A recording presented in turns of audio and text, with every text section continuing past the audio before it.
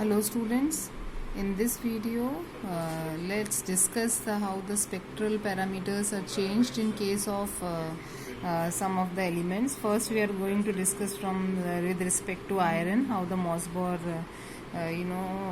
spectra is shifting for iron 57 from the isomeric shift is happening and other things. So let me mention few of the points. Some points we have discussed in our last video, and in this video let's discuss some of the points. Like for a particular Mossbauer isotope, the sign of the nuclear term, that is we have discussed the nuclear term delta R, right? This is fixed for a particular Mossbauer isotope, right? But the sign of this chemical term, that is the chemical term is this, no? This is for the sample, and in case this term for sample is more than for the source, right, then it is positive. So this sign varies, and if this psi s for sample is less than for psi s for source, then this term comes out to be negative.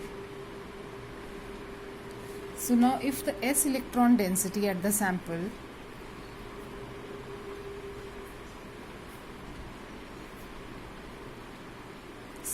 varies, so it depends on that particular isotope. For example, in iron 57, when it is in low oxidation state, the 3s electron density at the nucleus, we all know, is less in case of low oxidation state. So the chemical term is negative, while for high oxidation state, the 3s electron density is more at the nucleus, and thus the chemical term sign is positive. Thus it makes the isomeric shift positive for the low oxidation state, okay, and negative for high oxidation state, okay. So resultant isomeric shift, what will happen to the isomeric shift? Isomeric shift is the result of two things. One is the nuclear part, one is the chemical part. Now this chemical part is positive in case of high oxidation state, and this is negative in case of iron, we all know. So since it becomes more positive, so what will be the resultant of this isomeric shift? So it makes the isomeric shift more positive for the low oxidation state of iron, and negative for high oxidation state of iron, and positive for low oxidation state of iron.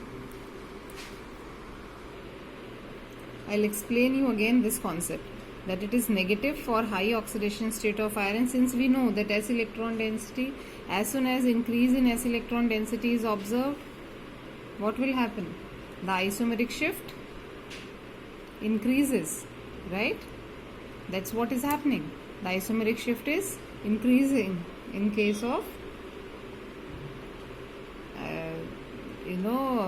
as soon as the s electron density is increasing. And where the s electron density is increasing, we know, in case of this 3s electron density is more at the nucleus. So as soon as the s electron density is increasing, the isomeric shift is going towards more of the negative side, okay. It is more increasing. Increase in d electron density, the isomeric shift decreases, it decreases, yes. And the same thing is we are observing, it is decreasing. And if the d electron density, it increases, so what it will result? It will result in more shielding of s electrons, and this will further result into isomeric shift increase.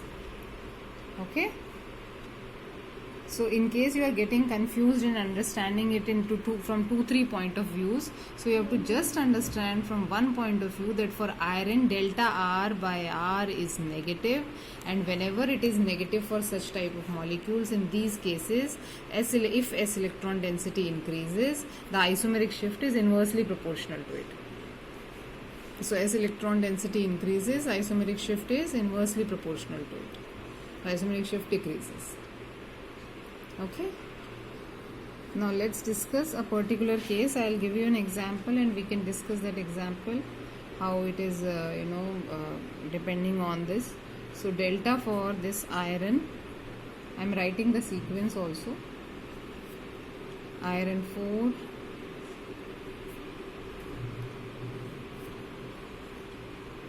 iron 3, this we know it is D4, it is D2 system, this is D5 system, then iron 2, that is D6 system, and then iron 1, that is D7 system. This is in the increasing order of their isomeric shift. Now why this is happening like this is because as we are seeing that increase in 3d electron density causes the more screening of 3s electrons. So consequently the isomeric shift run towards more positive direction in this case. So the S electron density is decreasing. Since S electron density is decreasing, what happens? This is inversely proportional, so isomeric shift is increasing.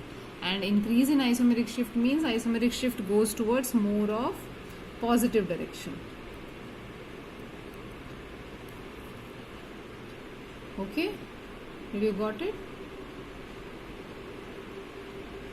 So thus this direction and magnitude of delta can help us in predicting the oxidation state of iron even. Like in case it is more negative, the iron oxidation state may be on a higher side. In case it is less negative, then it is on the lower side, the oxidation state. Now let's discuss. These are all high spin complexes we are discussing. Okay. Now from the spin point of view only, let's discuss how the electrons when they are arranged in Eg orbitals, T2g Eg, so how it is affecting. So in case of high spin complexes, now these Eg orbitals, they lie directly on the axis, we all know, right? So the electrons in this, they provide better shielding effect. Better shielding effect for S electrons as compared to T2g orbitals. So when we are comparing the high spin low spin complexes, we can use this concept and we can see in case the electrons are present in Eg orbital, then it results in more shielding, and which leads to less electron density on the nucleus I am talking, and thus higher isomeric shift. So in case you have a high spin complex, then it will result into a higher isomeric shift rather than a low spin complex. Now let us understand this from the point of for the strong field ligands, that is low spin complexes only. Let's compare there what is happening there. Let's try to understand in case of Fe2 plus, Fe3 plus, low spin complexes.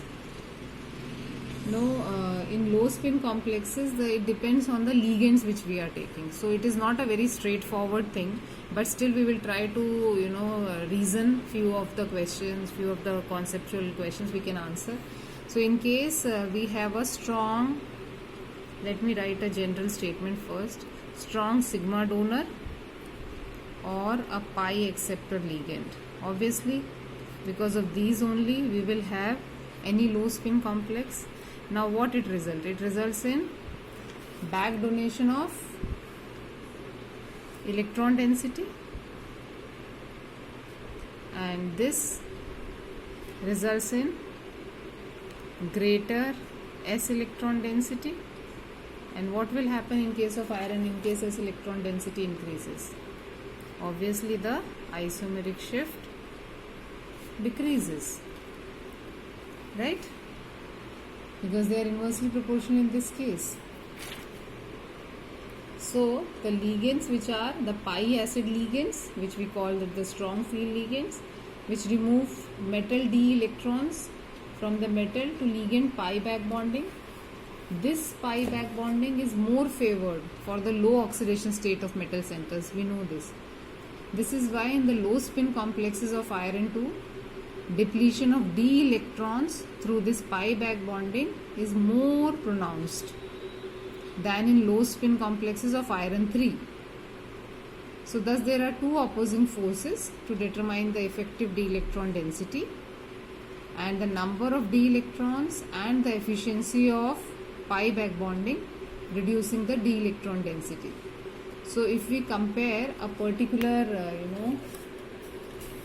complex, then we can say whose delta is increasing or decreasing. We can figure it out.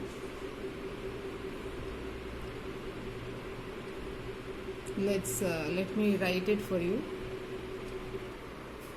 So because of these two opposing forces, the values of delta doesn't change much for Fe2 plus and Fe3 plus in some of the complexes actually. So most of the time we are not able to figure out unless we have too many ligands which are substituted. Like in case of FeCN6 3 minus and FeCN6 4 minus, the values are almost comparable. But if we substitute them further, like in case of this FeCN6 3 minus and then FeCN5 NH3 3 minus. Suppose I have taken these three complexes. So their values change in this order. And why, you have to figure out and tell me the reason during the class, or tell in the comment section, comment box. So for iron, now we are clear that delta R by R is negative. So Fe2 plus will have more delta than Fe3 plus obviously, but not much of the change in case the complex is quite a simple substituted complex. Now in increase in high spin density, 4s density decreases the delta value, while in increase in 3d density increases the isomeric shift. Okay, now if I ask you to compare these two, try to solve these. What will happen for these? Whose isomeric shift will be more, whose electron density will be more? Be very clear about the question in the exam also, whether they are talking about S electron density or isomeric shift. They will be opposite to each other. Okay. Now let's discuss how the electronegativity affects electronegativity of the ligands affect our shift. So in case there is high electronegativity of the ligand, this results into less S electron density on the metal and obviously more isomeric shift. All these things we are discussing from the point of view of iron. So it will be reversed in case there is any other nuclide for whose delta R by R is reverse of iron. So I am giving you an example and an arrangement in case I have something like this. So you can tell me if this is not clear. The change in electronegativity is obviously affecting it directly. Okay. Now let's discuss some points with respect to tin. Tin, when it is studied, tin 119 is another Mossbauer nuclide which is studied, for which delta R by R is found to be positive. That is more positive isomeric shift for more electron density. So more S electron density, so obviously more positive isomeric shift. But this varies when the oxidation state changes actually. This has been observed. Like for tin 4 plus, then tin and tin 2 plus. It lies like this. Its electronic configuration you all remember: 5s0, 5p0, 5s2, 5p0, and obviously here this is tin atom. So the isomeric shift is observed is here, in case it is 0, it is 2.1 and it is 3.7.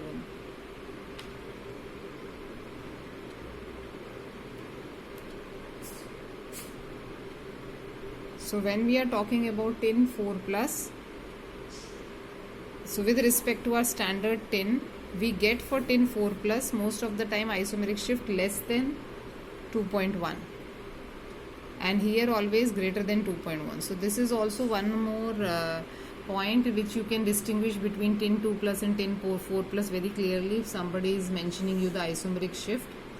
And why this is happening, this isomeric shift is changing, because the delta is positive in this case. This delta tends to be negative in this case and positive in this case. Why? Because S electron density is varying. You can see here the S electron density is more and here the S electron density has decreased. So increase in S electron density, isomeric shift also increases. Increase in D electron density, isomeric shift decreases. Okay, so this isomeric shift, you can say this depends on S electron density. You can list it like this: spin state, whether it is high spin or low spin, nature of ligand, and the electronegativity of ligands. That is, nature of ligands means whether they are back bonding is there, pi back bonding and others. These are the four major factors which we discuss whenever we discuss the isomeric shift. Okay, let's discuss one more example. Okay, one last point I want to discuss in this video is that we know this iodine 129 and iodine 127, they both are Mossbauer nuclides which we use.